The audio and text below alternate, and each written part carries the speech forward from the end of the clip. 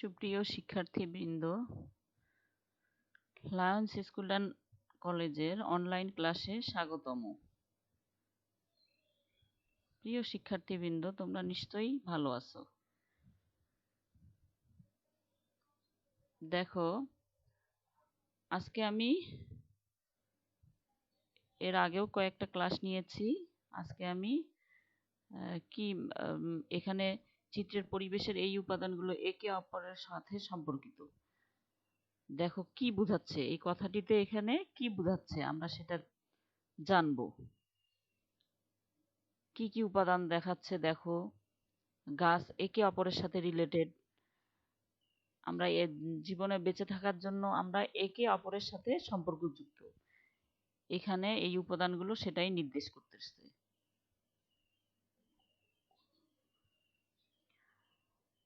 আমরা আরো একটি ছবি লক্ষ্য করতেছি। দেখো, আমরা একটা জলাশয় দেখতে পাচ্ছি।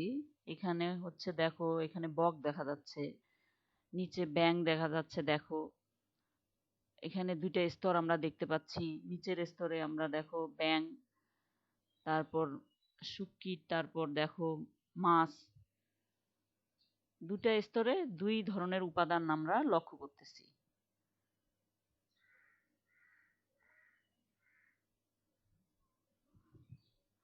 তাহলে আজকের আমরা পাঠের বিষয় জানবো বাস্তুতন্ত্র। আজকে আমরা বাস্তুতন্ত্র সম্পর্কে জানবো। আমরা এর আগের ক্লাসগুলোতে দেখেছি হচ্ছে রিকম্বিনেন্ট ডিএনএ টিস্যু কালচার, তারপর হচ্ছে মানব প্রজনন সম্পর্কে। আজকে আমরা জানবো হচ্ছে বাস্তুতন্ত্র সম্পর্কে।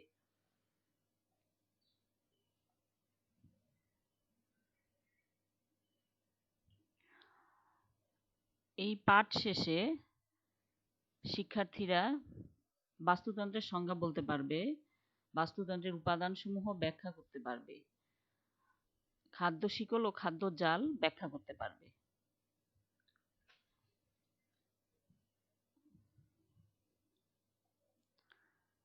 দেখো, আমরা এখন বাস্তুতন্ত্র সংজ্ঞা সম্পর্কে জেনে নিই। কোনো একটি নির্দিষ্ট অঞ্চলের জীব সম্প্রদায় জড় পদার্থ ও ভৌত পরিবেশের মধ্যে যে আন্তঃসম্পর্ক গড়ে ওঠে তাকে বাস্তুতন্ত্র বা ইকোসিস্টেম বলে।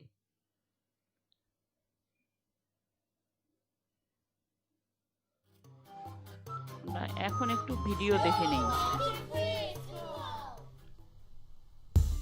No matter where on Earth you go, living things are connected to each other. From the tiniest of organisms to the largest of creatures, all living things need energy to survive. So where does that energy come from? Well, matter and energy passes from one organism to another, connecting living things like links in a chain, a food chain. Of course, a food chain is not an actual chain. It's a way to talk about the relationships between organisms and show how matter and energy flow between living things. Every living thing on Earth is part of a food chain, including you, and most things are part of more than one. All of the energy in Earth's food chains comes from the sun. The sun's energy reaches the Earth as light and heat, and plants capture some of it and convert it into food through photosynthesis. Because plants make or produce their own food from the sun's energy, they are called producers. Every food chain must begin with a producer, for example, grass. That's because animals cannot create their own food. They must eat or consume energy from other sources. That's why animals are called consumers. The second link in a food chain is a consumer that eats plants, an herbivore. When an animal eats plants, some of the energy the plant captured from the sun is transferred into the animal's body, where it is used for things like moving, breathing, and growing.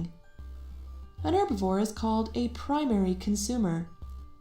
Primary means first, because an animal eating plants is the first consumer in the food chain. Let's add a rabbit to our food chain. Next comes a secondary consumer, the second consumer in the food chain. This consumer is a carnivore and gets their energy by eating other animals. Maybe our rabbit will get eaten by a fox. When the fox eats the rabbit, part of the energy that the rabbit got from the grass is transferred to the fox. This is the end of this simple food chain. The rabbit eats the grass, then the fox eats the rabbit. The energy that came from the sun is captured by the grass, transferred to the rabbit, and then transferred to the fox. Some food chains are longer than this one, but there can't be too many links in a food chain. Each animal in the food chain uses up a lot of the energy from the previous level instead of passing it on, meaning that only about 10% of the energy consumed by an animal will be passed on to the next level. Let's take a look at a longer food chain that also begins with grass. This time, let's make our primary consumer a grasshopper. The grasshopper eats the grass and then gets eaten by a secondary consumer, a bluebird. Then the bluebird gets eaten by a tertiary or third level consumer, a snake. The snake is eaten in turn by an owl. The owl is the apex predator in this food chain. Apex predators are not hunted and eaten by any animals. We say that they are at the top of the food chain. You probably recognize a lot of apex predators like lions, sharks, eagles, and crocodiles. Just because they don't get eaten doesn't mean that they don't contribute to the food chain, however. When an animal dies, their body is broken down by decomposers. Decomposers are usually bacteria and fungi that break down dead plants and animals into nutrients in the soil, that in turn help the plants at the beginning of the food chain to grow. It's the circle of life. Natural ecosystems usually have more complicated food chains, however. A network of interconnected food chains is called a food web. The arrows are used to show which direction the energy flows and help keep track of the connections between organisms. Now that you understand a little bit more about food chains, see if you can find the connections between living things around you.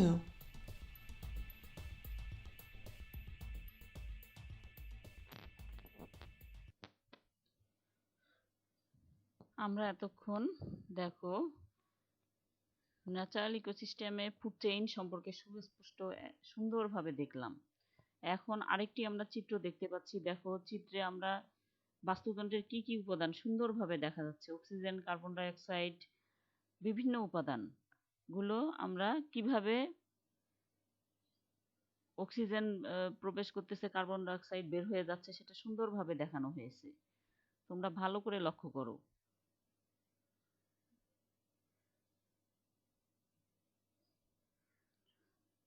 দেখো এখানে জীব, জড় ও ভৌত উপাদান, তিনটা উপাদান সম্পর্কেই সুন্দরভাবে দেখানো হয়েছে।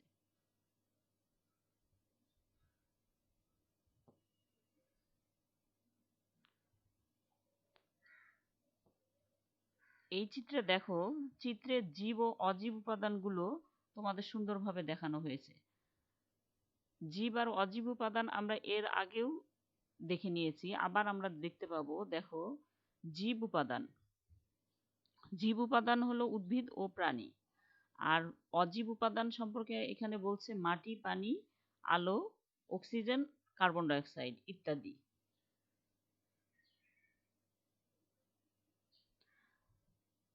এখানে দেখো চিত্রে ভৌত উপাদান সম্পর্কে বলা হয়েছে। ভৌত উপাদান থেকে কিভাবে, অর্থাৎ ভৌত উপাদানের উৎপাদক কিভাবে একটার সাথে আরেকটা রিলেটেড সেটা দেখানো হয়েছে। দেখো ভৌত উপাদান কোথায় থেকে আসতেছে। ভৌত উপাদান আসতেছে সূর্য থেকে। দেখো উৎপাদক, তারপর হচ্ছে জীব উপাদানের সাথে রিলেটেড হচ্ছে উৎপাদক,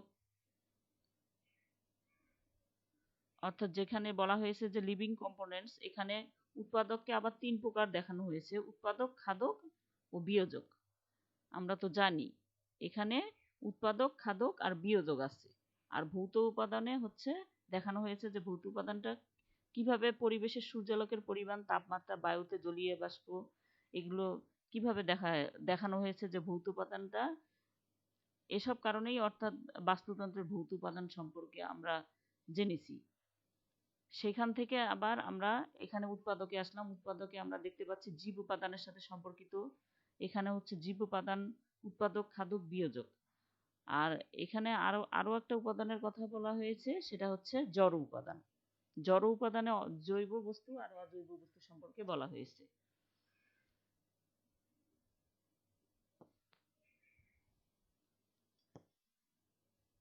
অর্থাৎ দেখো, জীব উপাদানে দেখানো হয়েছে বিয়োজক সম্পর্কে। আমরা বিয়োজক সম্পর্কেও জানবো। এখানে বিয়োজক ব্যাকটেরিয়া, ছত্রাক ইত্যাদি, অর্থাৎ ক্ষুদ্র, অতি ক্ষুদ্র জীব, অণুজীব, উদ্ভিদ, প্রাণীর বর্জ্য পদার্থ ও মৃত দ্রব্য যারা খায় তাদেরকেই আমরা বিয়োজক বলবো।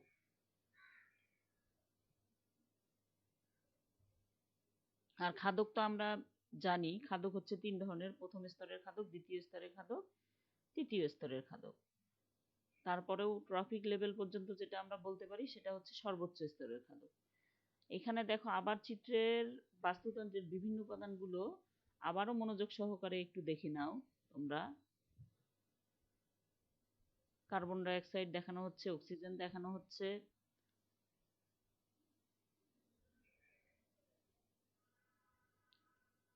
এখানে আমরা দেখো একটি বাস্তু সংস্থান সম্পর্কে আমরা জানবো এখন।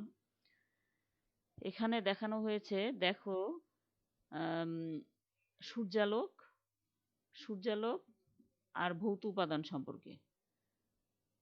সূর্যালোকে দেখানো হয়েছে, দেখো, আমরা খাদক সম্পর্কে জেনেছি।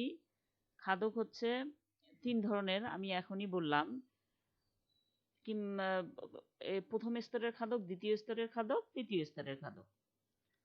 তাহলে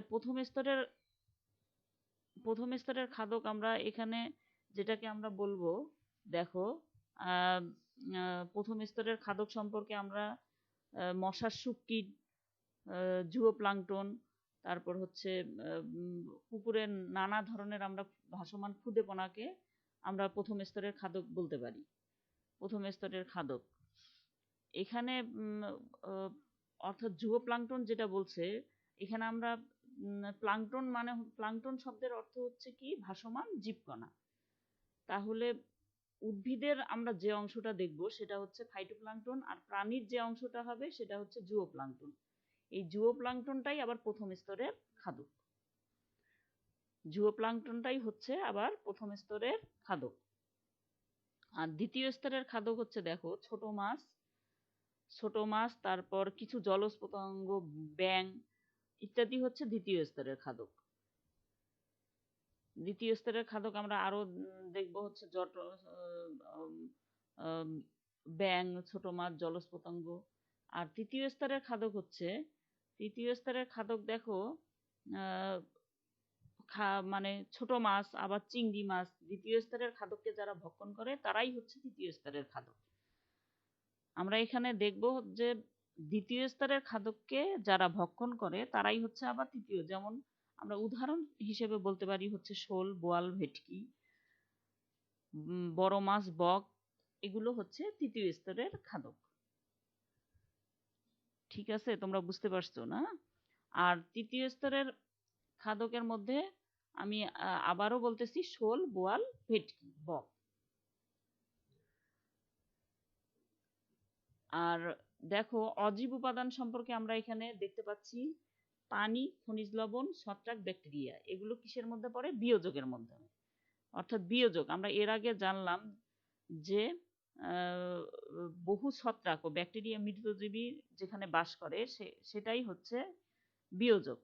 অর্থাৎ যেখানে জৈব অজৈব রাসায়নিক পদার্থ পুনরায় অর্থাৎ সৃষ্টি হবে এখানে এসে, অর্থাৎ প্রাণীদের, অর্থাৎ যে জীবিত বা মৃত দেহ, অর্থাৎ প্রাণীরা আক্রমণ করবে এবং এইখানেই পচনে আবার সাহায্য করবে, এটাই হচ্ছে বিয়োজক। আর ভৌত উপাদানে আমরা দেখতে পাচ্ছি অজীব উপাদান। অজীব উপাদানে কি কি আছে? Oxygen, nitrogen, carbon die oxide. অজীব উপাদানে কি কি আছে? Oxygen, nitrogen, carbon die oxide. এখানেও আমরা দেখতেছি প্রথম স্তরের খাদক, দ্বিতীয় স্তরের খাদক, তৃতীয় স্তরের খাদক। আর উৎপাদক সম্পর্কে বলছি। আর অজীব উপাদানে পানি, ছত্রাক, খনিজ লবণ, ব্যাকটেরিয়া, বিয়োজক, এগুলোই হচ্ছে বাস্তুতন্ত্রের উপাদান। এখানে বাস্তুতন্ত্রের উপাদান সমূহ আমরা আরেকটু দেখে নেই। দেখো এখানে জড় উপাদান, এখানে জড় উপাদানে আছে আবার অজৈব বস্তু,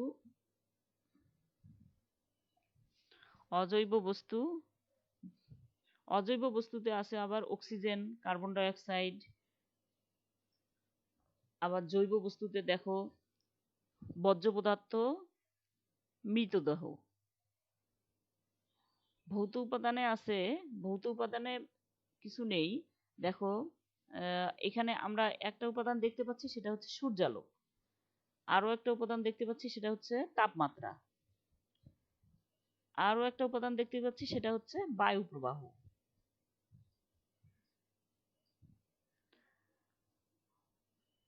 আরেকটি উপাদান এখানে হচ্ছে ভূপৃষ্ঠ থেকে গভীরতা। তাইলে ভৌত উপাদানে 4টা জিনিস কাজ করবে, সেটা হচ্ছে সূর্যালোক, তাপমাত্রা, বায়ু প্রবাহ, ভূপৃষ্ঠ থেকে গভীরতা।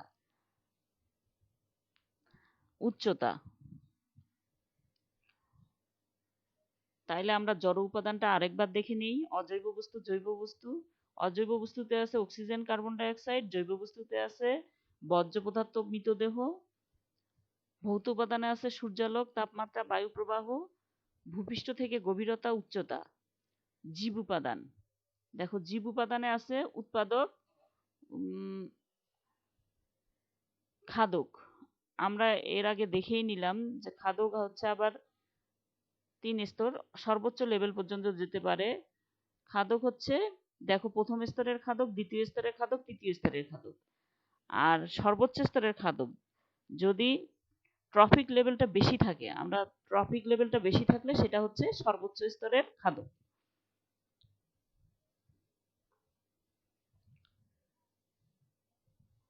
বিয়োজক। আর সর্বশেষ উপাদান হচ্ছে বিয়োজক। আমরা এক নজরে বাস্তুতন্ত্রের উপাদান সম্পর্কে দেখে নিই। বাস্তুতন্ত্রের উপাদান দেখো জড় উপাদান, ভূত উপাদান, জীব উপাদান। জড় উপাদানে আবার 2টি উপাদান থাকে, অজৈব বস্তু, জৈব বস্তু। জীব উপাদানে আবার 3টা উপাদান থাকে, উৎপাদক, খাদক, বিয়োজক।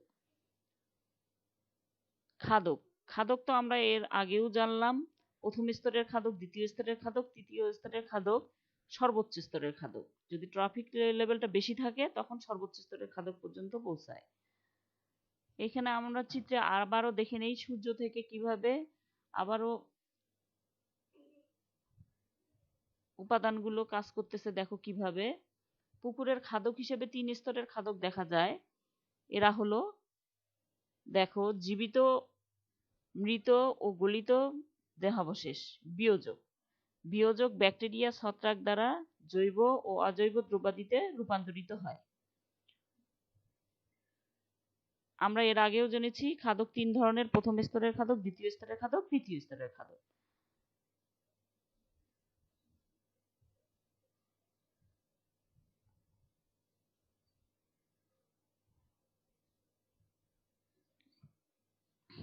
এখন দেখো আমরা চিত্রে দেখতে পাচ্ছি প্রথম স্তরের খাদক, দ্বিতীয় স্তরের খাদক, তৃতীয় স্তরের খাদক। উৎপাদক দেখো কিভাবে দেখা যাচ্ছে, একটার সাথে আরেকটা রিলেটেড। সর্বোচ্চ স্তরের খাদক দেখানো হয়েছে, এটা হচ্ছে খাদ্য শিকল। তাহলে আমরা এখানে খাদ্য শিকল বা ফুড চেইনের সংজ্ঞা হিসেবে আমরা বলতে পারি।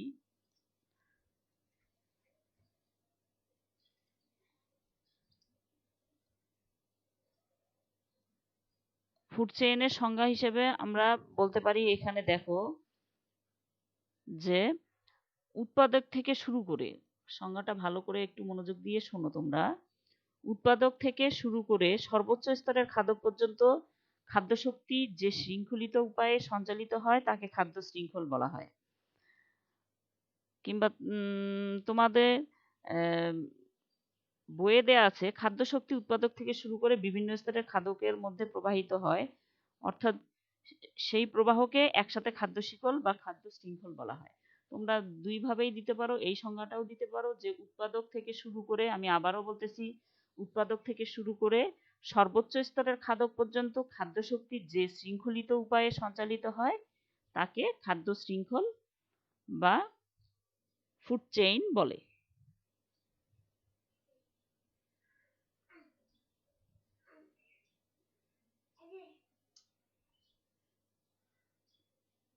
এখন দেখো চিত্রে আমরা দেখতে পাচ্ছি কিভাবে একটার সাথে অন্যটা সম্পর্কযুক্ত।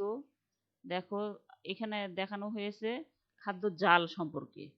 এখানে আমরা দেখব, আমরা এর আগে জানলাম যে খাদ্য শিকল বা খাদ্য শৃঙ্খল বা ফুড চেইন সম্পর্কে জানলাম, আমরা এখন ফুড ওয়েব সম্পর্কে জানব। ফুড ওয়েবে যেটা দেখানো হয়েছে দেখো, অর্থাৎ ছোট মাছ, শৈবাল, জুওপ্লাঙ্কটন, বড় মাছ, বাজ পাখি, অর্থাৎ বাজ পাখি কিভাবে একটার সাথে আরেকটা রিলেটেড। অর্থাৎ আমরা খাদ্য জালের সংজ্ঞাটা এভাবে দিতে পারি যে দেখো কোনো একটা নির্দিষ্ট স্থানে জীব উপাদান যখন একত্রিতভাবে জালিকাকার বিন্যাস, অর্থাৎ এটা জালিকাকার বিন্যাস তৈরি করেছে, জালিকাকার বিন্যাস তৈরি করে যেখানে প্রত্যেকটা উপাদানের সাথে সম্পর্কিত হয়, তখনই ওই জালিকাকার বিন্যাসকে বলা হয় খাদ্যজাল বা ফুড ওয়েব। তো আমি আবারও বলতেছি সংজ্ঞাটা, দেখো কোনো একটা নির্দিষ্ট স্থানে জীব উপাদান যখন একত্রিতভাবে জালিকাকার বিন্যাস তৈরি করে যেখানে প্রত্যেকটা উপাদানের সাথে সম্পর্কিত হয়, তখন ওই জালিকাকার বিন্যাসকে বলা হয় খাদ্যজাল বা ফুড ওয়েব। আমরা খাদ্যজালে তোমাদের বইয়ে দেয়া আছে 5টি জাল সম্পর্কে, অর্থাৎ 5টি খাদ্য শিকল আমরা বইয়ে দেখতে পাই।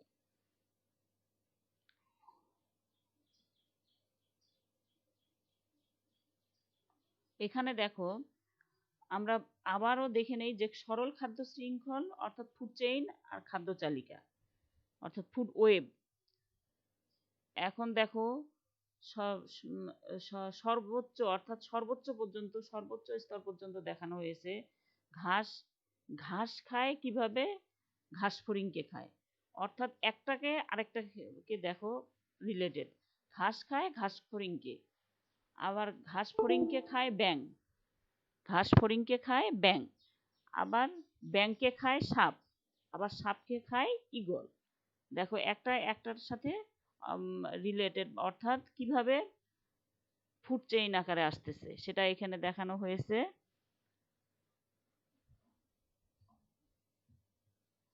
অর্থাৎ আমরা এর আগে ফুড চেইনের সংজ্ঞা সম্পর্কে যেটা জেনেছি, আমি আবারও বলতেছি, উৎপাদক থেকে শুরু করে সর্বোচ্চ স্তরের খাদক পর্যন্ত খাদ্য শক্তি যে শৃঙ্খলিত উপায়ে সঞ্চালিত হয় তাকে খাদ্য শৃঙ্খল বা ফুড চেইন বলে। আবার খাদ্য জালিকা এখানে দেখানো হয়েছে, আমি এর আগেই বললাম যে ফুড ওয়েব সম্পর্কে দেখো, অর্থাৎ আমরা কিভাবে অর্থাৎ মানুষ, অর্থাৎ উদ্ভিদ মাকড়সা, এখানে দেখো মশা, খরগোশ, কিভাবে বাজ পাখি একটা অপরটার সাথে রিলেটেড, অর্থাৎ কিভাবে হরিণ মানুষ আবার মানুষকে খাচ্ছে হচ্ছে বাঘ, বা অর্থাৎ একটা ফুড ওয়েবের খাদ্য জালিকা সম্পর্কে এখানে সুন্দরভাবে দেখানো হয়েছে। আর সংজ্ঞাটা এর আগে তো আমি বললাম, আমি আবারও বলতেছি, কোনো একটা নির্দিষ্ট স্থানে জীব উপাদান যখন একত্রিতভাবে জালিকাকার বিন্যাস তৈরি করে যেখানে প্রত্যেকটা উপাদানের সাথে সম্পর্কিত, তখন ওই জালিকাকার বিন্যাসকে বলা হয় ফুড ওয়েব বা খাদ্যজাল।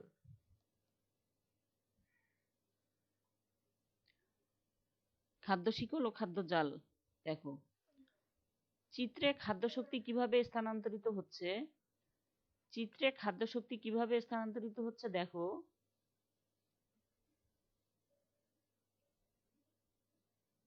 খাদ্য শক্তি উৎপাদক থেকে বিভিন্ন স্তরের খাদকের মধ্যে একদম উৎপাদক থেকে শুরু করে বিভিন্ন স্তরের খাদকের মধ্যে প্রবাহিত হচ্ছে।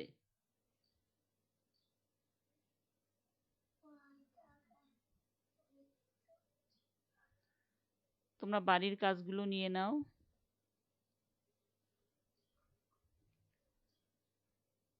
এক নাম্বার হচ্ছে বাস্তুতন্ত্র কাকে বলে, 2 হচ্ছে জীব ও জড় উপাদানের মধ্যে যে সম্পর্ক তাকে কি বলে, চিত্রের বাস্তুতন্ত্রে উপাদান অর্থাৎ বাস্তুতন্ত্রের উপাদান এখানে যে দেখানো হয়েছে তার সম্পর্ক প্রবাহ চিত্রে খাতায় সুন্দর করে অঙ্কন করবে।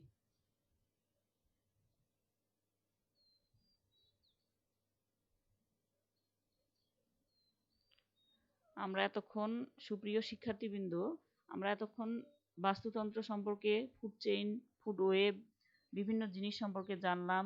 তোমরা বাসায় এগুলো ভালো করে দেখবে, সুন্দর করে যেগুলো দেওয়া আছে লাইন বাই লাইন